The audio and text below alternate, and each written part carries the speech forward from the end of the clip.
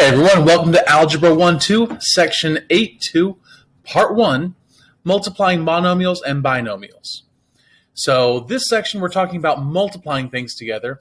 Part 2 is about dividing things or factoring things, which we'll get into in a later part of this chapter. So for right now, we're just going to focus on multiplying. By the end of this lesson, you should be able to multiply a monomial times a binomial, and you should be able to multiply a monomial times any other polynomial. So let's take a look at this. There's two skills that you should have learned already, and we're not really learning anything new today. We're just taking two previous skills and merging them together. So take a look at this first one. This is the product rule. We learned this last chapter. The product rule tells us to multiply our coefficients and add up our exponents. So when I multiply those two terms, 4 times 7 is 28. And then I add up the exponents and I get x to the fifth. So 28x to the fifth. The second piece of knowledge you should know is how to distribute. So here I've got 4 multiplying everything in the parentheses. So I have to do 4 times the 7x squared, which is 28x squared. 4 times negative 3x, which is negative 12x. And then 4 times the 12, which is 48. Okay, so those are both skills that you should know by now. So what we're going to do is we're going to merge those two skills. And what if we have a problem like this, where it's basically the same numbers we've been working with, but instead of distributing the 4, we're distributing 4x to the third. So for the first thing, I do 4x to the third times 7x squared, which we should know from this first example is 28x to the fifth. But then we do 4x to the third times negative 3x. And 4 times the negative 3 is negative 12. And then x to the third and x to the first, even though we don't see that exponent there, it's understood to be a 1. That makes x to the fourth. And finally, we do 4x to the third times 12. So that's 48x to the third. So that's all we're doing is taking the product rule, merging it with distribution, and this is really going to be a foundation of what we're doing the rest of the chapter. So let's go ahead and do a few more examples just to kind of get some practice under our belt. All right, so let's try a few of these here. Let's start with number 3 here, and we're not going to do all of these, all right, just a few to make sure you know what you're doing. So I will do 8n times 7n. So here's what I see a lot of people do. They go, okay, so 8 times 7 is 56, and then n. Well, that's not true because n to the first times another n to the first, I have to add up those exponents. So that's 56n squared. And then 8n times 3. 8 times 3 is 24, and n with nothing makes just n. Okay, so that problem's done. Let's go ahead and move on to the next one. So 2b to the third times b minus 3. So 2b to the third times b. The 2 stays the same, but b to the third times b is b to the fourth.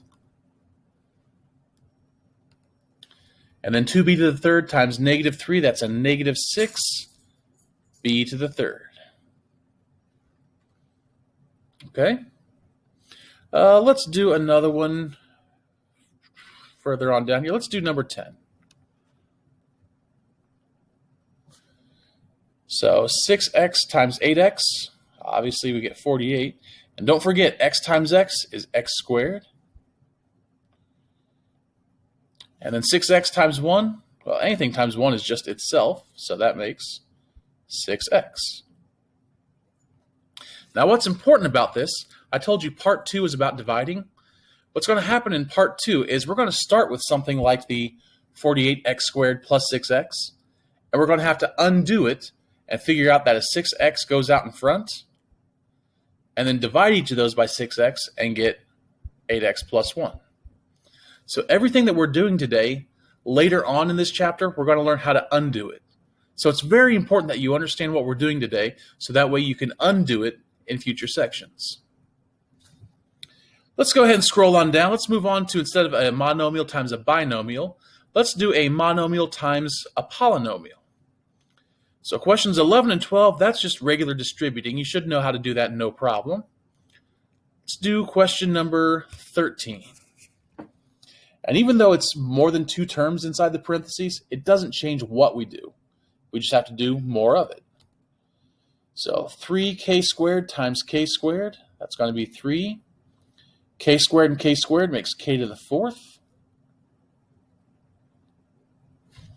3k squared times 7k, that's going to be 21. And then k squared times k, it's k to the 3rd. 3k squared times negative 3 makes a negative 9. That k squared has nothing to multiply with, so it stays k squared.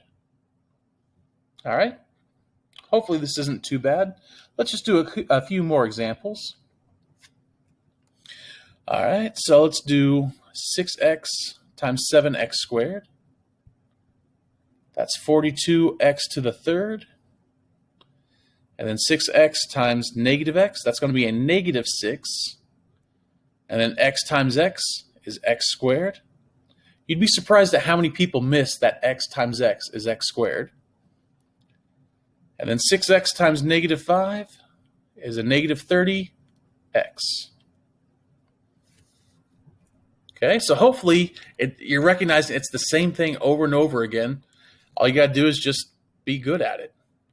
Let's do one last example. Let's do number 18 here.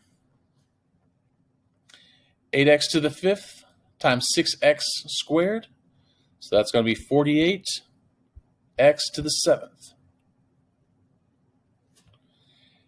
8 times negative 8 is a negative 64. And x to the 5th times x is x to the 6th. And negative 8x to the 5th times negative 1 is going to be negative 8x to the 5th. I think I may have said that wrong. I hope I said it right. Anyway, the work I did on paper is good, despite what came out of my mouth. Okay, that's the last example I wanted to go over with you guys, but hopefully you'll find that this is fairly easy, because in our next lesson, we're going to talk about how to do a binomial times a binomial. And in order to understand that, you really need to understand what we're doing here.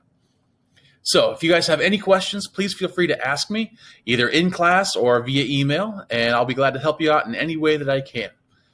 In the meantime, you guys have a good one, and I'll see you real soon.